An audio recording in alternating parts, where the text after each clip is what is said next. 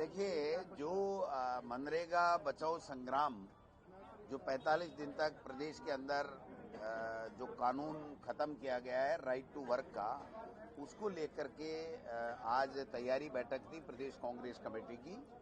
और सभी लोगों ने एक मन से एक स्वर से ये तय किया है कि इस 45 दिन के अंदर गांव-गांव, ढाणी-ढाणी, वार्डों में, मोहल्लों में, ब्लॉकों में, जिलों में सब जगह जाएंगे और जो इस कानून के खत्म करने से जो काम का अधिकार खत्म हो गया, जो राज्यों के ऊपर अतिरिक्त भार दिया गया है, जो वो सहन कर ही नहीं सकते, और इसमें जो पारदर्शिता पहले थी कि सब जगह जहां से भी काम मांगा जाएगा काम मिलेगा, उसको खत्म कर दिया गया है।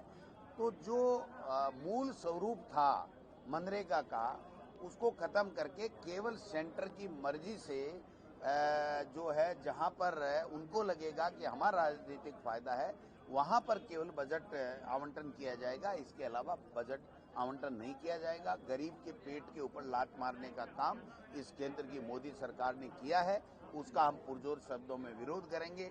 एक दिन हम प्रेस कॉन्फ्रेंस 10 तारीख को करेंगे, 11 को हम लोग गांधी जी की या बाबा साहब अम्बेडकर जी की मूर्ति के सामने एक दिन का उपवास रखेंगे, धरना देंगे। और उसके बाद में 12 तारीख से लेकर के हम लोग 29 तारीख तक हर गांव में, ग्राम पंचायत में, चौपाल में, मुख्यालय में, गांव में जाकर के और जन जागरण अभियान और इसकी कानून को जो खत्म किया गया है या जो नया कानून लाया गया है उसमें क्या कमियां हैं और क्यों उन्होंने किस साजिश के तहत मनरेगा को खत्म करके अपना दूसरा कानून लेकर के आए हैं। अभी एक बहुत बड़ी बात हमारे डॉक्टर सीपी जोशी जी, जो ग्रामीण विकास और पंचायती राज मंत्री भी रहे हैं भारत सरकार में, उन्होंने कहा कि सोनिया जी पर, राहुल गांधी जी पर और हम पे और मनमोहन सिंह जी पे उस वक्त भी एक बड़ी लोबी, औद्योगिक लोबी जो है, उसने दबाव बनाया था कि इस कानून को चेंज कीजिए और राइट टू वर्क का जो कानून है इसको कमजोर करने का काम करें, जिससे हमारा उद्योग पनप सके। तो मैं समझता हूं उनका जो इशारा था वो बहुत साफ और स्पष्ट करता था कि उस औद्योगिक लोबी के दबाव के अंदर इन्होंने इस तरीके का कानून किया है। ये 125 दिन की बातें बेमानी हैं। जब 45-46 दिन एवरेज जब काम मिल रहा है तो आप 125 दिन की कहां बातें कर रहे हो। हर जगह जितना काम करोगे उतना बजट अनिवार्य था, वो ही इन्होंने 5,000 करोड़ रुपए 2 साल से हमारे राज्य के जनप्रतिनिधियों को काम करने के बावजूद नहीं दिए, तो ये कहां से दे देंगे। तो ये सारी चीजें उन्होंने उद्योगपतियों के दबाव में इस तरीके से किए, केवल नामों का फेर कर करके, और ये इस बात को उड़ाना चाहते हैं, गरीब का हक मारना चाहते हैं, उसका अधिकार छीनना चाहते हैं जो हमारे संविधान ने दिया और हमारे मनरेगा कानून ने दिया। तो इसके लिए पूरी कांग्रेस पार्टी एकजुटता के साथ में, एक तैयारी के साथ में जाएगी। कल मुख्यमंत्री जी ने प्रेस कॉन्फ्रेंस की, केवल पर्ची पढ़ी। उनको मैं पूछना चाहता हूं कि क्या आप 40% स्टेट का शेयर आप देने के लिए तैयार हैं?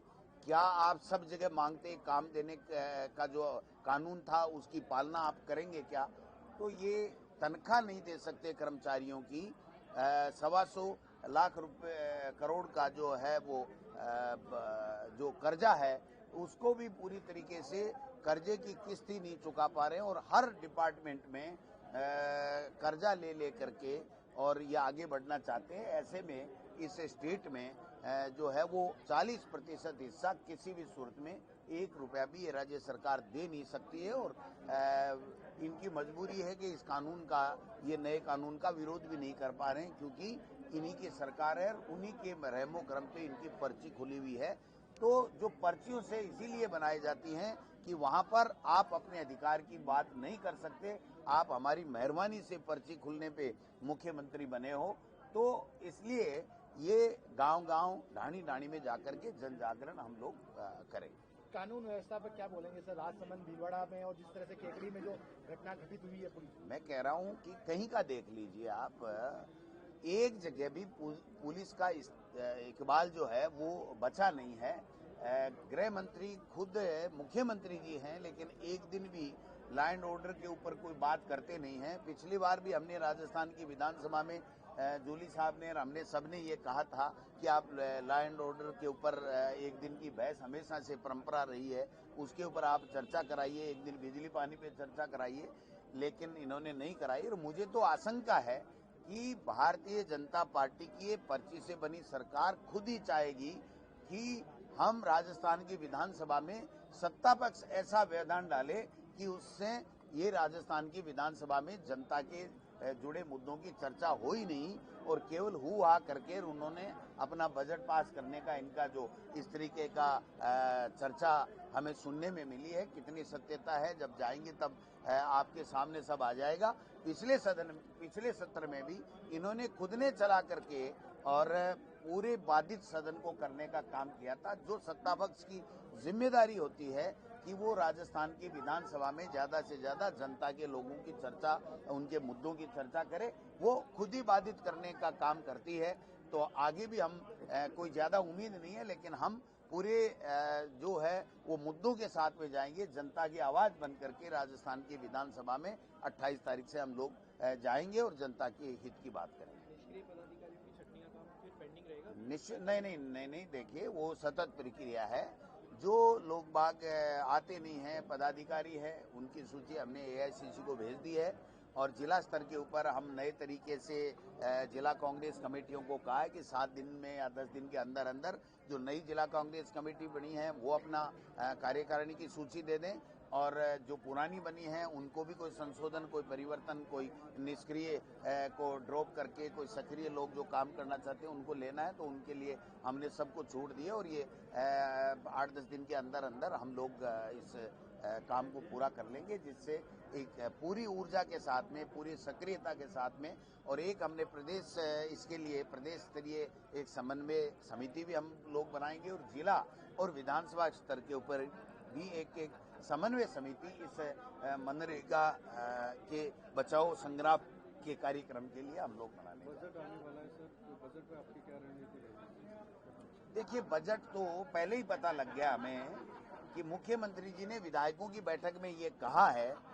कि ये जो बजट है वो हम बहुत ही सामान्य देंगे, इसमें कोई विशेष देने वाले नहीं हैं, क्योंकि हमें आगे के 2 साल को बचा करके रखना है। हमारे पास में देने के लिए पैसा नहीं है। जो पहले 2 बजट दिए हैं उनकी भी 20% भी घोषणाएं पूरी नहीं हुई है। यहाँ तक भी कि डीपीआर की घोषणा बजट के अंदर की गई और वो डीपीआर भी नहीं बनी। किसी में 5 लाख लगते, किसी में 20 लाख, किसी में 30 लाख। और काफी ऐसी घोषणाएं हैं जो एलिवेटेड रोड वगैरह वगैरह घोषणा की गई। अभी सरकार के वित्त विभाग ने, जो मुख्यमंत्री जी के पास में है, उन्होंने कह दिया कि ये तो लॉजिकल ही नहीं है।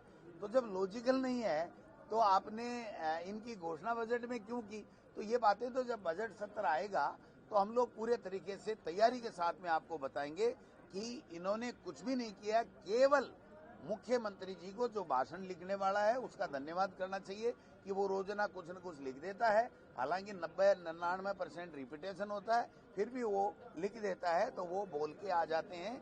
लेकिन एक दिन भी मीडिया से, आप लोगों से आपके 5 क्वेश्चन लेने का काम मुख्यमंत्री जी नहीं कर रहे हैं। अगर स्वतंत्र आपके क्वेश्चन जनता से जुड़े हुए राजस्थान के हित के और योजनाओं के बाबत अगर मुख्यमंत्री जी ले लें तो मेरा चैलेंज है, वो मुख्यमंत्री जी नहीं ले सकते हैं, क्योंकि वो बोल ही नहीं सकते। उनके पास न तो बोलने के लिए कोई मादा है, जो सामान है वो भी नहीं है और केंद्र से उनको इजाजत भी नहीं है। सर, प्रदेश और लक्ष्मणगढ़ की जनता आपको इस बार विधानसभा में मुद्दे उठाते देख सकेगी? आप पधारोगे विधानसभा? मैं तो अभी उठा रहा हूँ विधानसभा। मेरे को कौन रोक सकता है? आप बताओ, किसकी हिम्मत है साहब? मेरी लक्ष्मणगढ़ की जनता ने मुझे चुना है और इस विधानसभा में मेरे बाबा साहब के संविधान से मिला हुआ अधिकार है। मैं चुना हुआ एमएलए हूँ। मैं तो कल ही विधानसभा के अंदर जाके आया हूँ और प्रश्न लगा के आया हूँ, तो मेरे को कौन रोक सकता है? मिड डे मील घोटाला हुआ पिछली सरकार में, उसमें एसीबी ने आज एफआईआर दर्ज की है। अरे भाई, कोई घोटाला नहीं है। विधानसभा आ रही है, अपनी चमड़ी बचाने के लिए इस तरीके की नोटंकी लाएंगे, कई तरह की बातें करेंगे। करने तो इसको आप ज्यादा सीरियस मत लो।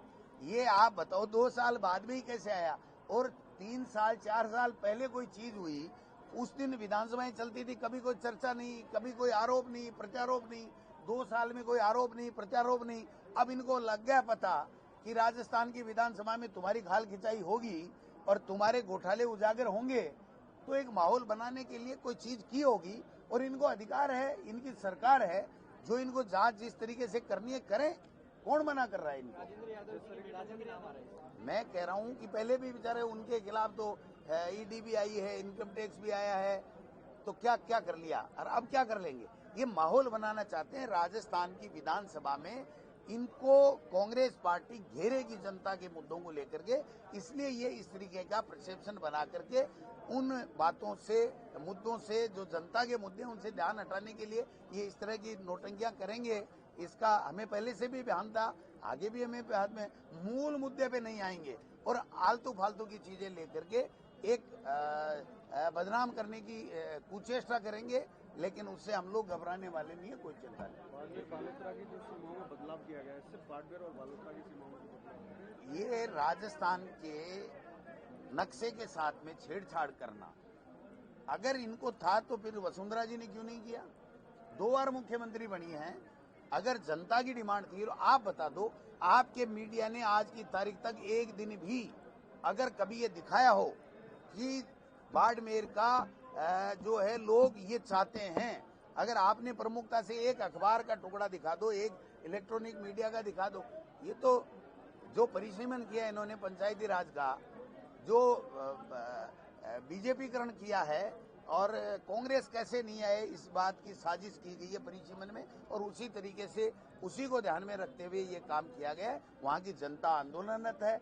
मैं हमारे नेता आदरणीय हेमाराम जी से भी आग्रह करूंगा, ये बदमाश लोग हैं, ये जालिम लोग हैं, ये इनको जनता के भावनाओं से जो है वो कोई सरोकार नहीं है। इसलिए आप अपनी उसको देखते हुए हमारा आग्रह मानिए और आप धरना समाप्त कीजिए। मैं आज व्यक्तिगत भी उनसे बात करके आग्रह करूंगा। इनके क्या फर्क पड़ता है साहब? ये मतलब नाथूराम गोडसे की विचारधारा मानने वाले महात्मा गांधी को गोली मार दी, इनके हेमाराम का क्या फर्क पड़ रहा है? मुर्गा तक बन करके वो प्रदर्शन कर रहे हैं, मुर्गा तक बन गए। मैं कह रहा हूँ ये तो 3 साल बाद में इनका पता नहीं चलेगा बीजेपी वालों कहाँ गए। थैंक यू भाई। धन्यवाद।